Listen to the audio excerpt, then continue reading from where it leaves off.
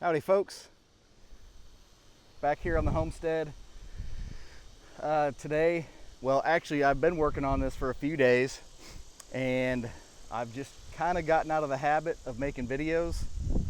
I don't know why, but I didn't really think this would be the topic for a video until I got about halfway done with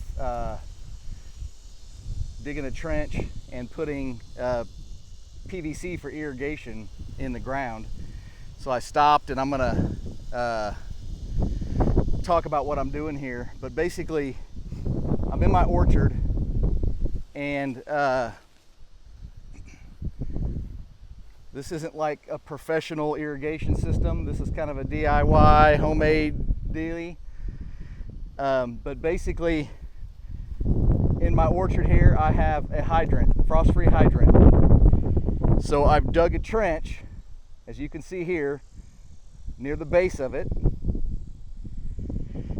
And this was I just hand dug this. I had my my neighbor, teenage kid from down the road come help me dig this. We actually dug it about a month ago when it was still really wet and soft ground. And like the night that we dug it, actually he dug it then, the first time, it rained like 3 inches and filled it in halfway at least. And I've just been so busy with other stuff I haven't got back to it, but here I am, I'm back to it. And the ground's hard as a rock. So he came over the night before last and we kind of finished this up. I finished digging it last night. And I just dug it with a spade and a pickaxe. And it's about 9 inches deep, 8 to 9 inches deep. And so there we are, okay? And I'm gonna turn you around so I can better explain this. So basically my orchard is in rows. There's a row there along this fence line here. It's kind of broken because there's a gate behind that tree. So it's kind of in sections. And then it's gonna be hard to see here, but because the trees are so full, but you can see, if you've watched my other videos about my orchard, you can see that I've got these rows where I don't have to mow or maintain in between. Okay. I use plastic, cardboard, then plastic. This is all some prunings that I had. I like to leave the prunings out when they're soft because that's what the rabbits will eat as opposed to your live trees. But again, you can kind of see better here with the rows. 1, 2, 3, 4. It's kind of a short row. Okay. So there's 4 rows. So I will take you down here. So from the hydrant over there, right there, I've dug a trench and it goes all the way down this fence line. This is our driveway. It goes to this end of this 3rd row. And then you can see where it's the trench line there is dug right there. And then I put a 90 elbow on it and I came up out of the ground. I'm using 1-inch PVC. And for now I just put a cap on it. The cap is not glued on there. It's just setting on there to keep, I don't know, mice and dirt, who knows what else that could crawl in there, spiders. And then at the end of this row, same thing, right there, okay? And here's my trench. Same thing here. This is row 3. Look at these pears, by the way. Oh man.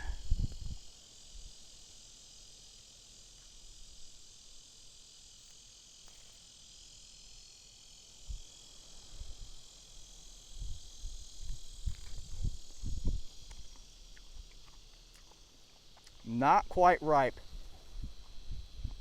They're soft, kind of. I thought maybe it'd be good enough, but definitely something I could eat.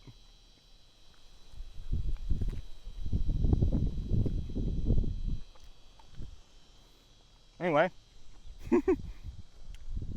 snack break. So some of these rows are really long, and I learned this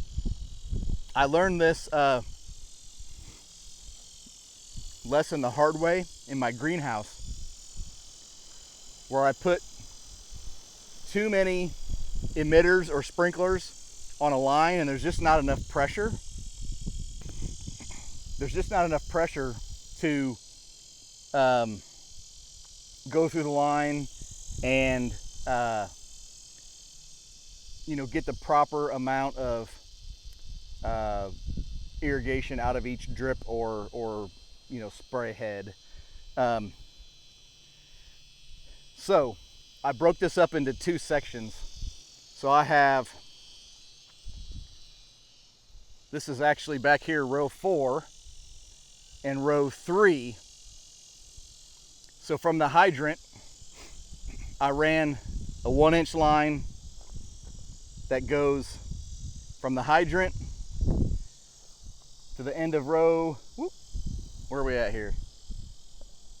Oh, over there, sorry. End of row 3, and then it continues on and goes to the end of row 4 over there where I showed you a second ago.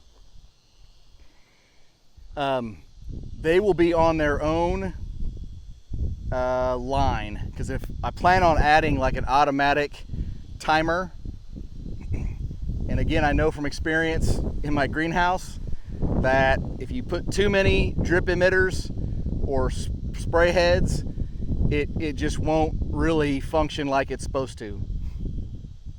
Now in here, I'm going to do all drip emitters. That's the plan. This may not be completely necessary. In between each tree, I have 3 fruiting shrubs of some type, and also some like perennial edibles. If you haven't seen my other videos and you're interested, go back and watch those. I explain it in detail. I also explain where I kind of learned what I learned from a couple of other orchardists, permaculture orchardists in to be specific. So that's where I kind of came up with this idea.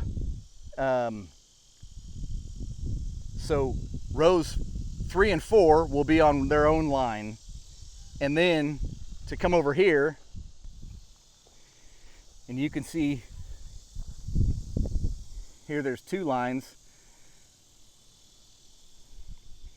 The 2 lines go, I already got this filled in, but the second line goes to here. This is row 2.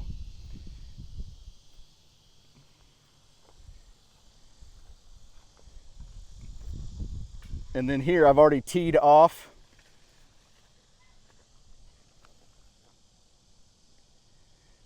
and gone over to row, this is actually it's row 1.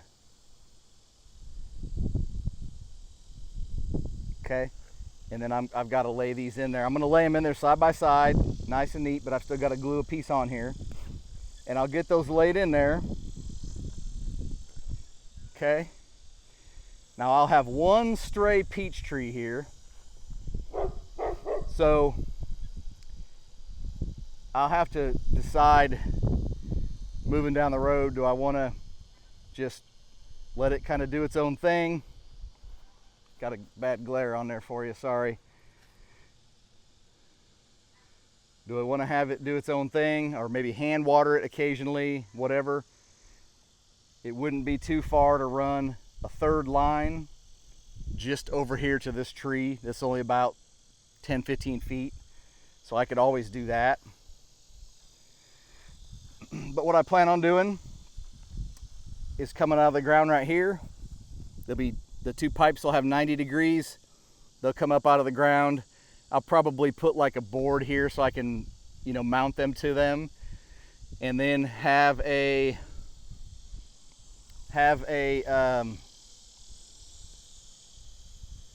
timer. You can buy these timer systems pretty cheap. Kind of mount that to there, and then I'll just use a garden hose, from the spigot down to where I have this stuff mounted. I hope that makes sense. I'll show you as I go. I'm just trying to kind of tell you the plan for what I'm working on. Now, as for the individual rows, sorry about the glare, guys. I apologize. As for the individual rows, when I get to, this is the 4th row, the last row, I showed where it comes up out of the ground. I'm going to put another 90 on this and a valve, just in case I ever need to shut off an individual row for any reason. And this was actually my first row of this orchard ever. And I've got this 1/2 inch black plastic flexible pipe. This stuff is super cheap. It's like $11 for 100 feet. There's already a fitting on here where you can screw a garden hose onto here. And that's what I had been doing, was running my garden hose all the way across here. And I only have this irrigation in this last row, which again, it's the 4th row, but it was actually the first row I planted years and years ago. But so I've got this in there, and like I said, I had just been using a garden hose. And let me try to find a little spot here. They make these drip emitters that just pop, they just pop through the plastic. And that little emitter right there, there's different sizes. I think this is like a 2 gallon per hour. So if you let that spigot run for an hour, that little dropper will put out 2 gallons of water right there at this. This is a Viking aronia berry. So this hose is just sitting on top of the wood chips. I had a plant here and it died, but there's another emitter. Under these tree teepees, there's an emitter for each tree. Definitely lost some plants here. I've got elderberry. Oh man, look at these things. Those need to come off, go into the freezer. But again, there's an emitter at the base of that elderberry there. Okay, and it just goes all the way down. And at the very end, it's just, there's a cap on it. You can add as many emitters as your heart's content, as long as you got the pressure to feed it all. So this is another thing. You can put a little fitting on there that will lead to a 1/4 inch hose. You know, if I needed to kind of come off of this center line a little bit, I actually had a plant right here at one point, and that's where that hose went over, and I had a different little spike style emitter there for that. So like I said, if I need to come off the center, I can do that very easily with this 1/4 inch hose and get the job done. So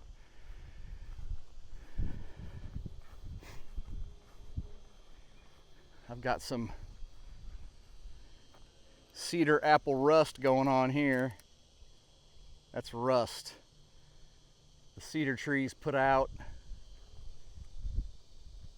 their pollen, it lands on the leaves.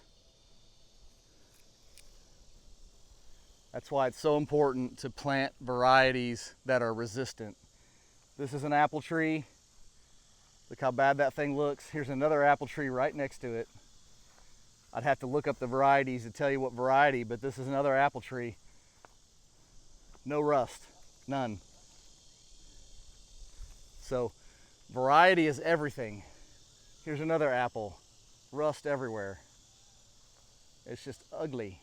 It can and will kill a tree. But anyway, it's not really the topic, so I got to stay on track here. All right, so I've got one of these done. Like I said, I put a 90 elbow on it, and then a ball valve That way I can, if I needed to shut off one row at a time, I could. I don't think I'm gonna need that, but man, it never hurts to just put it on there. And then I got a little section of pipe, and this cap's not glued on. It's just wow, it's on there tight.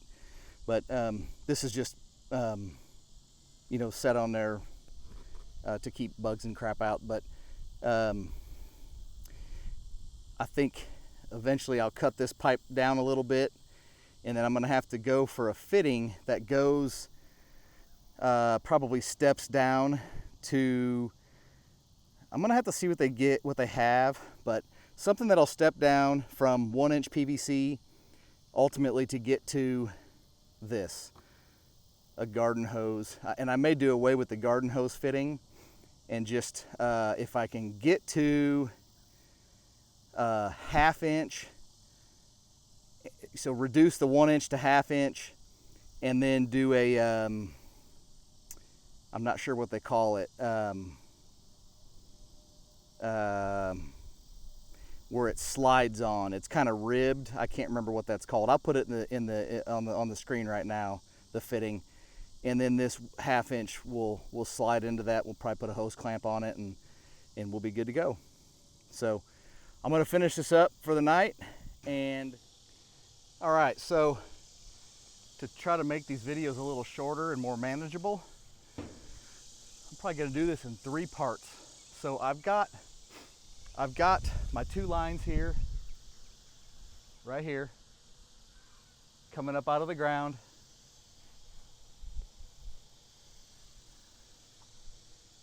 One of them goes to rows 4 and 3. The other one goes to 2 and 1. And I've got this all filled in, the trench.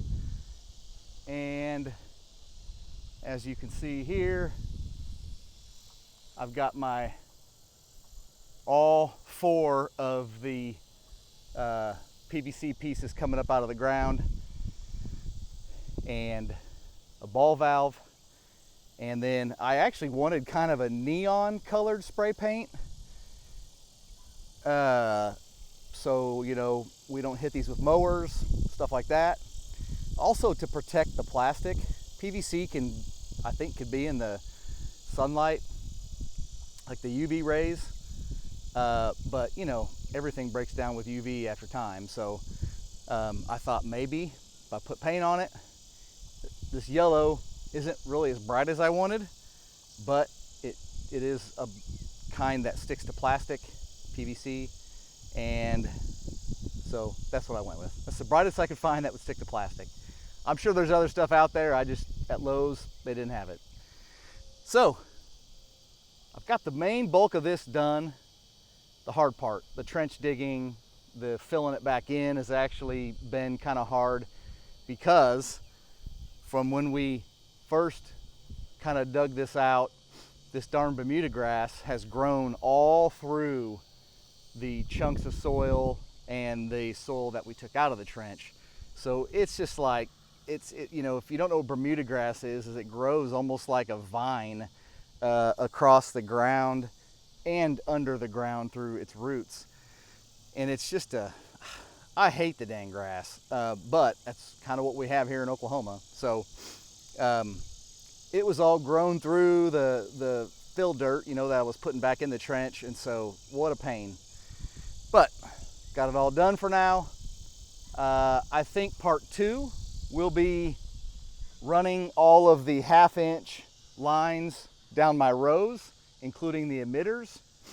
And then part 3 will be setting up some kind of system here at the hydrant, some kind of, you know, automatic watering system, like on a timer. So, you know, if I have a timer in my high tunnel, my greenhouse, that has like 2 zones.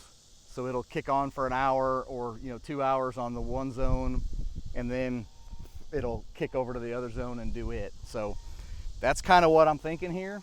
2 zones, let it run for an hour, and then the next one will kick on and let it run for an hour, and maybe do that every, I mean, it depends on how hot it gets, but the trees are all fairly well established.